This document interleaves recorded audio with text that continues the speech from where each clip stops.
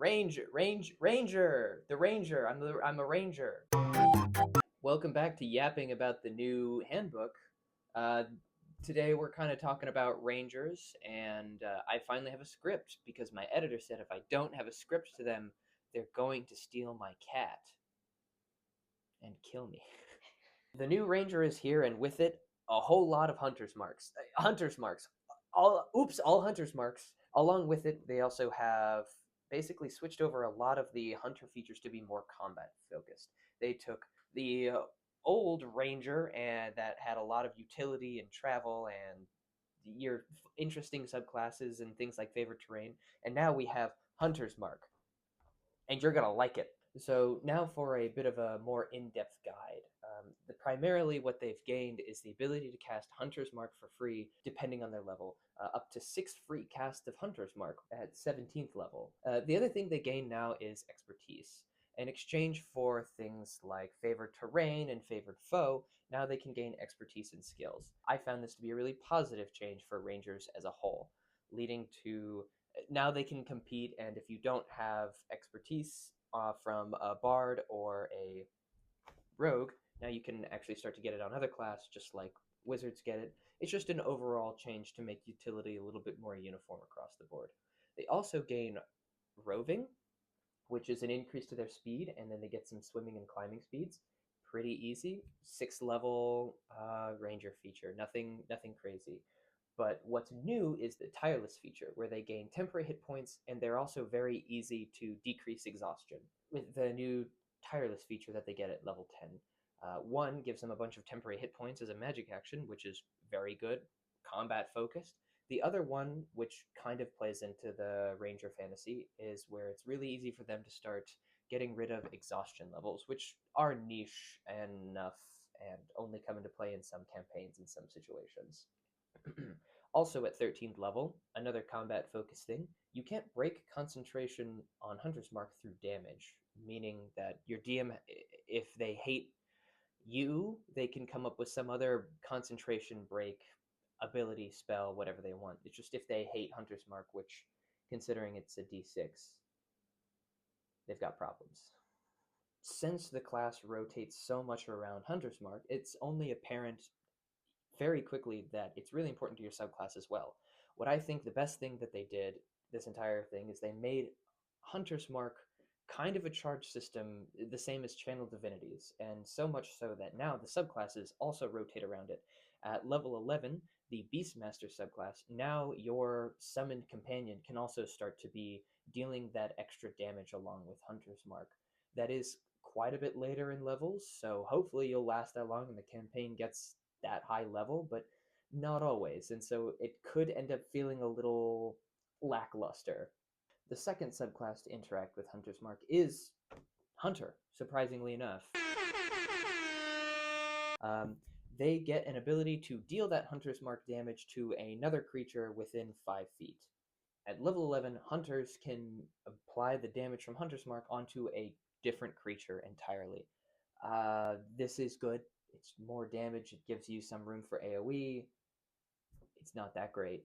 Now, Fey Wanderer and Gloomstalker don't interact with Hunter's Mark at all, which means that they're just kind of separate from the other. They're just kind of other. Fey Wanderer has a lot of kind of blinks and teleports, but also so does Gloomstalker. And if you start to read them, they have very similar effects. And I feel like at this point, they could have molded them into one more subclass with choice rather than making them two separate classes just in general. I'm not entirely sure. Along with Gloomstalker Ranger hasn't been nerfed to the ground, but is definitely no longer the strongest Ranger subclass where you just get to throw out free attacks and have insane initiative bonuses. Ranger class identity for a long time has been kind of gated behind what your favored terrain is and picking the option, and if your campaign leaves that area or isn't anymore, that you just don't get that feature. And that feels really bad. So, I mean, when I DM'd for Rangers or whenever I played one, the idea was, hey, DM, where are we going to be? Okay, we'll be in that terrain. Boom, it's good. But that requires a little bit of hand tipping or pre knowledge that you shouldn't have. And then if you traveled from far away, from your backstory, it was just kind of a mess. And I would have liked to see it, rather than replacing it with combat features, they actually continued to keep the more uh, travel-y, almost rogue of the woods kind of vibe, that they can find food where other people can't. Um, but now it just seems like they are kind of more of a Robin Hood figure, more involved in shooting a lot of arrows, or just in general casting Hunter's Mark over and over and over and over. I think that they did a good job making them more combat focused. I feel that if I were to take a ranger and stick them in a combat situation, it would it could really be a lot better. I don't think it will be a lot better with subclasses, just damage kind of even along the playing field. With in lacking extra attacks, you're gaining a lot of extra bonuses to attacks, and so you're going to be rolling more damage than a fighter per attack. You just won't be doing as many, which is, quantity versus quality in this game. It literally doesn't matter. Who cares? I do kind of miss favored terrain. What I think would have been really cool, instead of removing favored terrain, maybe just give them some really, really strong features about terrain. Maybe they always have advantage on tracking creatures. Maybe all your terrain is your favorite terrain, or maybe you can spend a ritual to acclimate to the new terrain.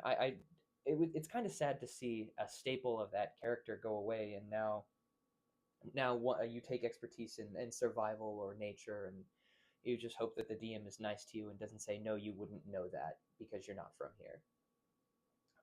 The travel aspect is lacking. I mean, you can pretty much solve most food and drink problems with magic anyway, so your character looking for food isn't also a huge deal.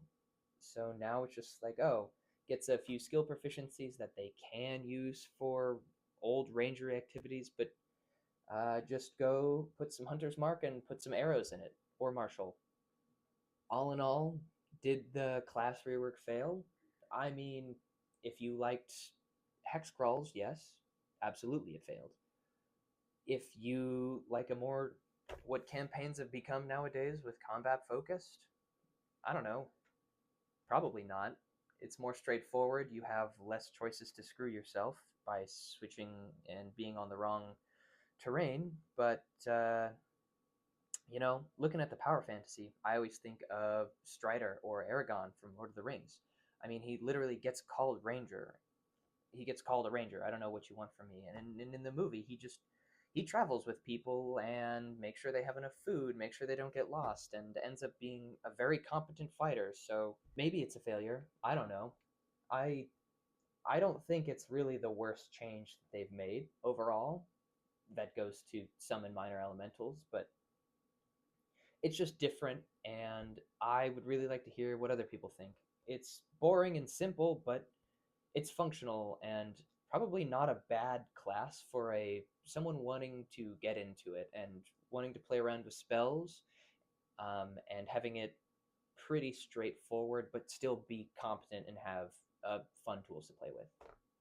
So that's some of my thoughts about Ranger, and some people I've talked to about how they feel about Ranger. What you think, I would really love to hear about in the comments, because I mean, I haven't played with Ranger specifically, so I'm just looking at this in White Room scenario. So please leave a comment down below and yell at me if I'm wrong. I would love to argue with people in comments. And of course, like and subscribe. I have to say that, or my editor will also once again steal my cat and then kill me.